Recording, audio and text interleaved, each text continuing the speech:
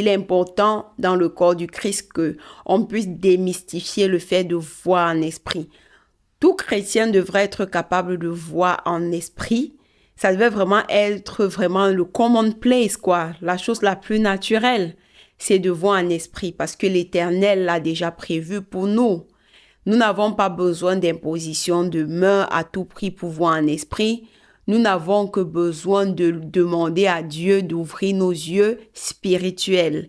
Et puis, il y a des prières exaucées déjà dans la Bible que vous pouvez dire avec foi, afin que le même Dieu qui a écrit, qui a suscité les saintes écritures puisse ouvrir vos yeux spirituels, parce qu'il est déjà écrit dans la parole de Dieu que nous avons hérité de ça. L'Éternel a décidé de nous ouvrir les yeux spirituels afin que nous puissions avoir un avantage, afin que nous ne soyons pas surpris par des choses de ce monde, qu'avant que quelque chose n'arrive de bon ou de mauvais, qu'il puisse nous le dire à travers les songes et les visions.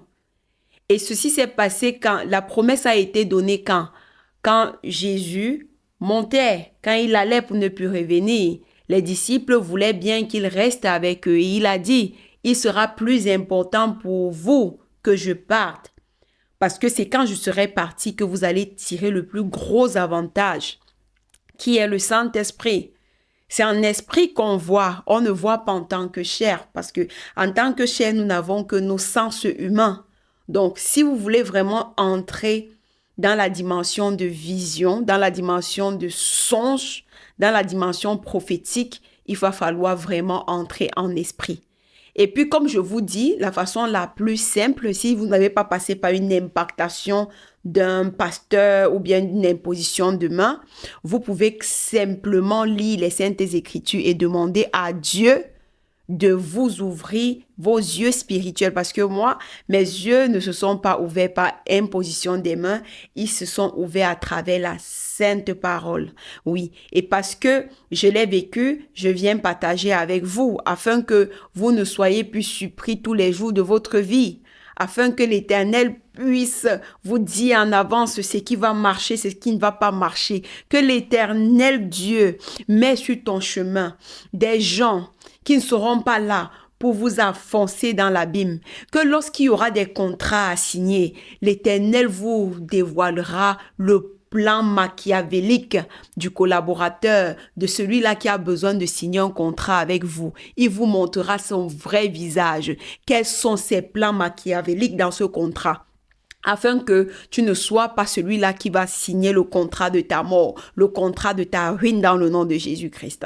Très vite, je vais vous amener dans les Saintes Écritures. Nous allons lire ensemble avec foi, oui. C'est clair dans le livre d'Éphésiens, au chapitre 1, à partir du verset 14. Paul dit ceci au sein d'Éphèse. Qu'est-ce qu'il dit au sein d'Éphèse? Paul dit ceci.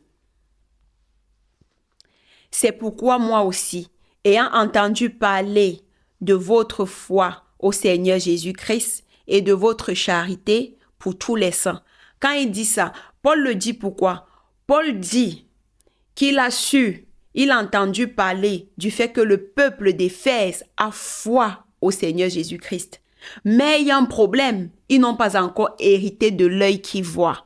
C'est pour ça que Paul dit que, ayant entendu parler que ce peuple croit vraiment que Jésus est Seigneur, mais qui ne sont pas en train de profiter pleinement de ce don, de la vue, qui est un avantage que aucun enfant de Dieu ne doit s'en priver à l'heure d'aujourd'hui, il le dit.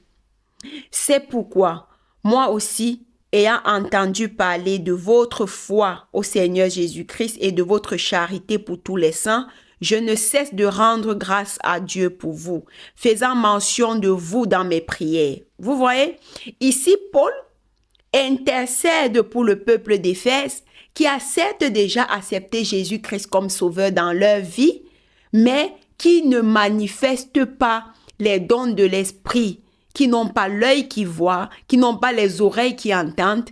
Il est obligé d'intercéder pour cette communauté-là. Donc, je vous lis la suite très rapidement.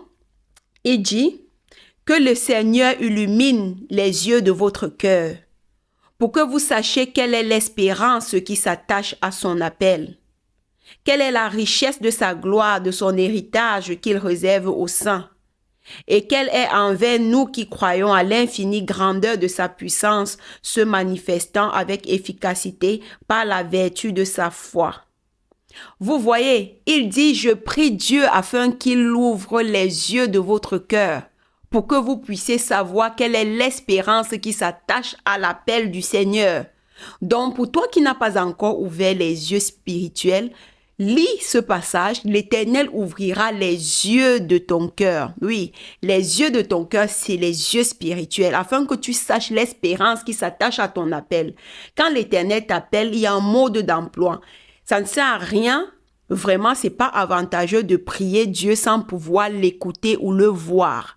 Donc, si cette portion de l'Écriture fait partie des portions que tu n'as pas encore lues et méditées et tu as toujours les yeux fermés, je te conseille de lire cette portion d'écriture 3 à 4 fois par jour, tous les jours. Au bout de 3 mois, je vous assure, vos yeux spirituels s'ouvriront d'elles-mêmes dans le nom de Jésus.